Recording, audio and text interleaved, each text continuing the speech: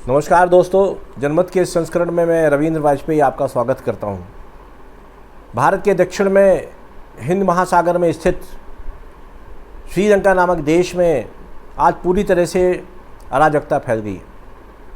राष्ट्रपति गोटबाया राजपक्षे जो हैं वो राष्ट्रपति महल छोड़ करके चले गए और जनता ने राष्ट्रपति भवन पर कब्जा कर दिया। उसके बाद जो कार्यवाहक प्रधानमंत्री थे रानिल विक्रमसिंघे, उन्होंने भी अपने पद से इस्तीफ़ा दे दिया और उसके बाद जनता ने उनका जो निजी आवास था उसमें आग लगा दी। पूरा देश जो है कानून व्यवस्था के अभाव में जी रहा है, महंगाई की मार है, ज़रूरी चीज़ों का अभाव है और उससे भी बड़ी बात यह है कि श्रीलंका के खजाने में अब कुछ भी खरीदने के लिए पैसा नहीं है। पेट्रोल पंपों की सुरक्षा सेना कर रही है और अब सुना है कि वहाँ की जो संसद के अध्यक्ष हैं, स्पीकर, उनको 1 महीने के लिए कार्यवाहक राष्ट्रपति बनाने का प्रस्ताव विचाराधीन है। संभवतः उस पर भी अमल होगा, क्योंकि वहाँ के संविधान में ये प्रावधान है कि यदि राष्ट्रपति पद रिक्त होता है तो स्पीकर जो है कार्यवाहक राष्ट्रपति बन सकते हैं। इस सबसे अलग आज गाल में जो एक अंतर्राष्ट्रीय क्रिकेट मैच चल रहा था, वहाँ भी जनता घुस गई और उस जो जनता का हुजूम था उसका नेतृत्व श्रीलंका के पूर्व कप्तान जो है जयसूर्या कर रहे थे। इससे ये साबित होता है कि श्रीलंका का हर वर्ग इस समय वहाँ की जो शासन नामक व्यवस्था है उसके विरुद्ध विद्रोह पर उतारू है और जनता का सीधा आरोप है कि जो राजपक्षे परिवार है इसने श्रीलंका को पूरी तरह से लूट लिया और इसका सारा धन जो है वो लूट करके या तो उन्होंने विदेशों में रख दिया या कहीं और। राष्ट्रपति कहाँ है इसका पता नहीं है। इसके पहले जो उनके भाई महिंद्रा राजपक्षे जो प्रधानमंत्री थे वो भी लंबे समय से जो है वो अदृश्य हैं और कभी ये कहा जाता है कि श्रीलंका के किसी हिस्से में वो सेना की सुरक्षा में रह रहे हैं और कभी ये कहा जाता है कि वो चुपचाप सपरिवार विदेश चले गए, सिंगापुर चले गए, आदि आदि। अब राष्ट्रपति गोटबाया भी कहाँ जाएंगे या कहाँ गए ये भी अभी किसी को पता नहीं है, किंतु देश जो है वो पूरी तरह से अफरा तफरी के से ग्रसित है और आज भारत सहित अंतर्राष्ट्रीय स्तर पर उसे काफ़ी मदद तो मिली, किंतु उसके ऊपर विदेशी कर्ज इतना ज़्यादा हो गया है और उसके कारण उसकी विदेशी मुद्रा जो है पूरी तरह से जो है वो खलास हो चुकी है और श्रीलंका के पास ना पेट्रोल खरीदने का पैसा है, ना ज़रूरी चीज़ें आयात करने के लिए उसके पास ज़रा भी आर्थिक संसाधन है।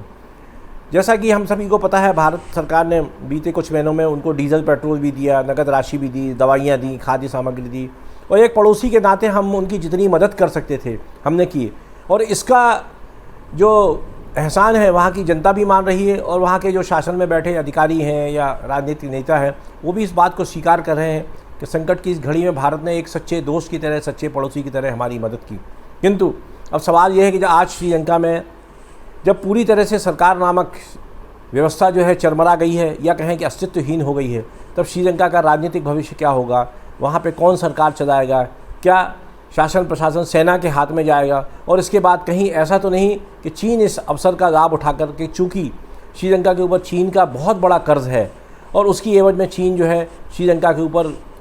अप्रत्यक्ष रूप से ही सही किंतु कब्जा कर दे और उसके बाद की जो स्थितियां बनेंगी वो भारत के लिए सबसे ज़्यादा चिंताजनक है। ऐसी स्थिति में अब सवाल ये उठ रहा है कूटनीतिक क्षेत्रों में कि भारत को क्या करना चाहिए और निश्चित रूप से भारतीय कूटनीति के सामने ये समय जो है बहुत ही नाजुक है। यदि आज हम श्रीलंका में सैन्य हस्तक्षेप करते हैं तो निश्चित रूप से फिर हमारी स्थिति वहाँ उस तरह की हो सकती है जो आज रूस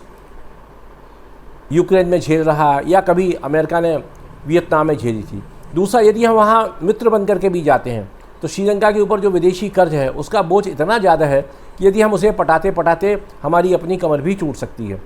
अब श्रीलंका और भारत की जो भौगोलिक दूरी है वो इतनी नज़दीक है, यदि वहाँ कोई भी विदेशी हस्तक्षेप होता है, मसलन चीन का होता है और भी किसी देश का होता है, तो फिर ये मान करके चलिए उसका कहीं ना कहीं असर जो है वो भारत पर भी पड़ेगा, क्योंकि अब श्रीलंका से बहुत बड़ी मात्रा में जो तमिल शरणार्थी हैं वो भारत का रुख करेंगे और अतीत में भी आते रहे हैं। जब से श्रीलंका में ये आर्थिक संकट शुरू हुआ है, तमिलनाडु के तट पर बड़ी संख्या में वहाँ से शरणार्थी आए हैं और भारत सरकार ने और तमिल सरकार ने उनके रहने की व्यवस्था भी की है। इस संबंध में ये भी एक उल्लेखनीय बात है कि जब 2009 में श्रीलंका की राजपक्षे सरकार ने लिट्टे के खिलाफ उसके उन्मूलन का जो अभियान चलाया था, उस दौरान भी बहुत बड़ी तादाद में तमिलनाडु में वहाँ से शरणार्थी आए और जो आज भी वहाँ रह रहे हैं। इस तरह से भारत के ऊपर यह दोहरा भार है। यदि भारत वहाँ सैन्य हस्तक्षेप करता है तो उसके लिए समझिए दलदल में फंसने जैसी बात है। यदि उसकी आर्थिक कर्ज चुकाने का जिम्मा लेता है तो फिर हमारी अपनी अर्थव्यवस्था जो है उसकी कमर टूटने का खतरा है। और यदि हम इन दोनों से निर्लिप्त रह करके देखते रहे तो चीन के हस्तक्षेप के बाद यदि वहाँ से तमिल शरणार्थी पलायन करते हैं और भारत में आते हैं तो हमारे सामने एक नया बोझ ये हमारे कंधों पर आ जाएगा। कुल मिलाकर के श्रीलंका की जो भी स्थितियाँ हैं उसमें हर दृष्टि से, हर दृष्टिकोण से भारत के ऊपर उसका प्रभाव पड़ना जो है सुनिश्चित है। और ऐसे में मुझे लगता है आज भारत को अपने राजनीतिक, अपने अंतर्राष्ट्रीय स्तर पर जो अपने संपर्क हैं उनका उपयोग करते हुए एक कूटनीतिक जगत में एक पहल करते हुए संयुक्त राष्ट्र संघ से हस्तक्षेप करना चाहिए कि संयुक्त राष्ट्र संघ जो है अपनी सेना को श्रीलंका में तैनात करे। और जब तक वहाँ हालात सामान्य नहीं होते अंतर्राष्ट्रीय बिरादरी को श्रीलंका की जो 2-2.5 करोड़ की आबादी है उसके खाने पीने का इंतज़ाम तो कम से कम करना ही चाहिए। निश्चित रूप से ये वहाँ के राजनेताओं की गड़बड़ी के कारण, चाहे उनका भ्रष्टाचार हो या उनकी प्रशासनिक अक्षमता हो, किंतु आज श्रीलंका पूरी तरह से आर्थिक दृष्टि से कंगाल हो चुका है। वहाँ जिस तरह के आंकड़े महंगाई के आ रहे हैं वो जो है दिल दहलाने वाले हैं। और निश्चित रूप से एक बात और भी इसमें विचारणी है, वो ये कि भारत जैसे देश को, जहाँ हम बहुत बड़ी तादाद में मुफ्तखोरी की संस्कृति राजनीतिक पार्टियों द्वारा संचालित कर रहे हैं, उसके बारे में हमें गंभीरता से सोचने का समय आ गया है। ठीक है, भारत के आर्थिक संसाधन श्रीलंका से कई गुना ज़्यादा है, ये देश बहुत बड़ा है, हम खाद्यान्न के मामले में आत्मनिर्भर ही नहीं अपितु उसका निर्यात भी करते हैं। इस साल जरूर थोड़ी सी स्थिति विपरीत हुई है। इसके अलावा भी भारत जो है आर्थिक दृष्टि से धीरे धीरे प्रगति कर रहा है और हम विश्व की एक सबसे तेज़ बढ़ती हुई अर्थव्यवस्था के रूप में खुद को स्थापित करने में सफल भी हुए हैं। लेकिन इसके बाद भी अब हमें इस बारे में गंभीरता से सोचना होगा। जिस तरह से हमारे देश में वेतन के, पेंशन के बोझ बढ़ते जा रहे हैं, उसी तरह से हमारे देश में हम जिस तरह से मुफ्त उपहारों की जो एक झड़ी लगाए हुए हैं हमारे देश के राजनेता केवल वोट बटोरने के लिए, उस बारे में कहीं ना कहीं यदि राजनीतिक पार्टियां नहीं सोचती हैं तो फिर मुझे लगता है कि चुनाव आयोग और सर्वोच्च न्यायालय इन दोनों को मिलकर के इस दिशा में सोचना चाहिए। वरना कई बुद्धिजीवी, अर्थशास्त्री और यहाँ तक कि कुछ सुलझे हुए राजनेता भी इस बात के लिए हमें चेता चुके हैं कि यदि भारत में चुनाव जीतने के लिए मुफ्त उपहारों का ये जो चलन चल पड़ा है इस पर नियंत्रण नहीं स्थापित किया गया तो बहुत बड़ी बात नहीं है। भले ही साल 2 साल में ना सही, 5 साल में, 10 साल में अंततोगत्वा भारत की स्थिति भी श्रीलंका जैसी हो सकती है। तो बेहतर है हम दूसरे के घर में लगी आग से सीख लें और अपने घर को सुरक्षित रखने का इंतज़ाम करें। इसके साथ साथ जैसा कि मैंने कहा, हमें इस बात के लिए भी पूरी तरह सतर्क रहना होगा कि चीन श्रीलंका पर बहुत लंबे समय से अपनी निगाहें गड़ाए हुए हैं। यदि वो इस स्थिति का फ़ायदा लेकर के श्रीलंका में सैन्य हस्तक्षेप करता है तो उसके विरोध में भी भारत को अंतर्राष्ट्रीय बिरादरी से अभी से बात करनी चाहिए। और सबसे अच्छा विकल्प तो यही होगा कि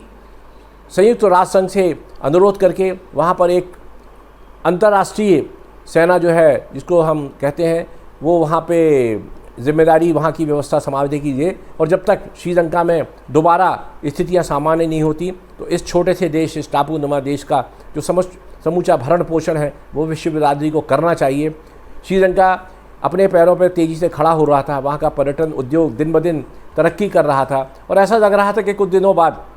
आतंकवाद से मुक्त होने के बाद श्रीलंका जो है एक आर्थिक शक्ति बनने की ओर बढ़ता चला जा रहा था। किंतु अचानक पहले कोरोना और उसके बाद ये आर्थिक स्थिति जो ख़राब हुई है, आर्थिक मंदी की मार, और उसके बाद से फिर ये जो कंगाली उसके सिर पर आई, इससे उसे पूरी तरह से तबाह करके रख दिया। ऐसे में भारत को अपनी जिम्मेदारी समझते हुए विश्व संगठन से और भी दुनिया की बड़ी ताकतों से इस बात का अनुरोध करना चाहिए कि इसके पहले कि चीन इस देश पर अपने पंजे गड़ाए, हमें उस देश की मदद भी करना चाहिए, उस देश को संरक्षण भी देना चाहिए, क्योंकि उसके हितों में ही हमारा हित भी जुड़ा हुआ है। आज के इस संस्करण में इतना ही। कल किसी नए विषय पर आपसे चर्चा करूंगा। तब तक के लिए धन्यवाद, नमस्कार, शुभ रात्रि मित्रों।